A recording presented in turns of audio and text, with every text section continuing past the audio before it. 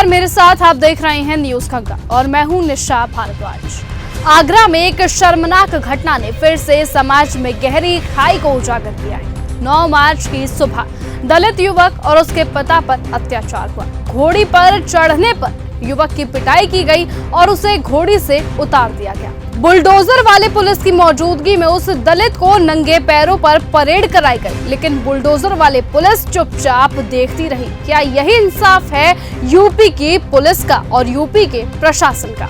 Police की मौजूदगी में इस तरह की घटनाओं पर कार्रवाई क्यों नहीं की गई है, ये सवाल चंद्रशेखर ने उठाया है।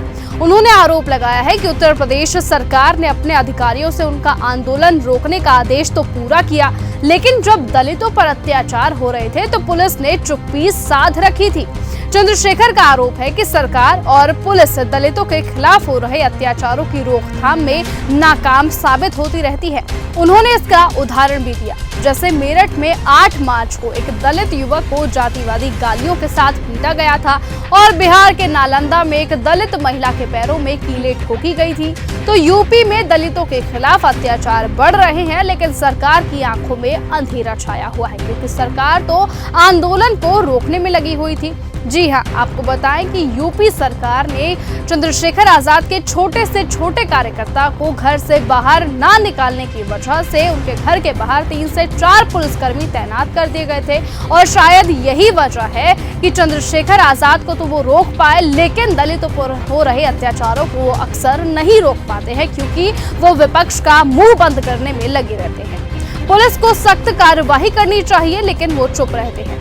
अब यही हमारी लड़ाई है और हम इसे बंद नहीं होने देंगे। आखिरकार चंद्रशेखर आजाद ने 10 मार्च को देश भर में आंदोलन की घोषणा की थी। जी हां, मैं उसी आंदोलन की बात कर रही हूं जो मैंने अभी आपको बताया था। राष्ट्रपति और राज्यपाल को ज्ञापन सौंपने का काम भी हुआ था, लेकिन उत्तर प्रदेश में उनके और उनकी पार्टी के नेताओं को घरों में नजरबंद कर दिया गया था। चंद्रशेखर आजाद का कहना है कि जब तक राजनीतिक ताकत हाथ में नहीं होती है तब तक इंसाफ नहीं मिलता है। वो बाबा साहेब अम्बेडकर की उस बात को बार बार दोहराते रहते हैं कि political power is the master की, जिससे सारी समस्याओं का हल हो सकता है। आखिरकार चंद्रशेखर आजाद ने यूपी में अपनी स्थिति मजबूत कर ली है। वो अब इस आंदोलन को संसद तक ले जाने की योजना बना रहे हैं। उनका उद्देश्य साफ है, यूपी में दलितों के खिलाफ हो रहे अत्याचारों को रोकने के लिए उनकी आवाज उठाना।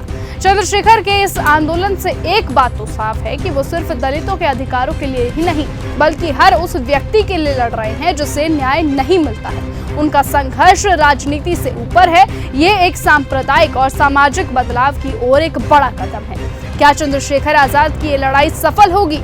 क्या वो दलितों के खिलाफ हो रहे अत्याचारों को खत्म करने में कामयाब होंगे?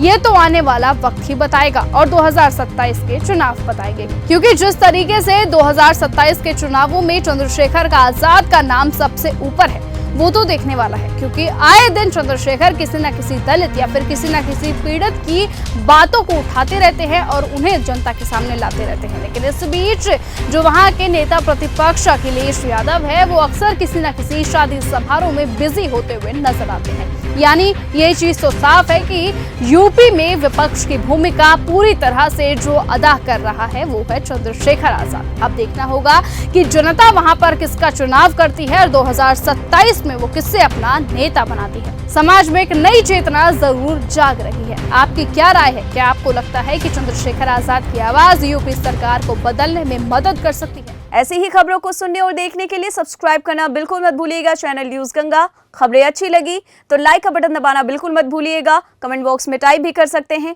और हाँ, शेयर करना भी बिल्कुल मत भूलिएगा।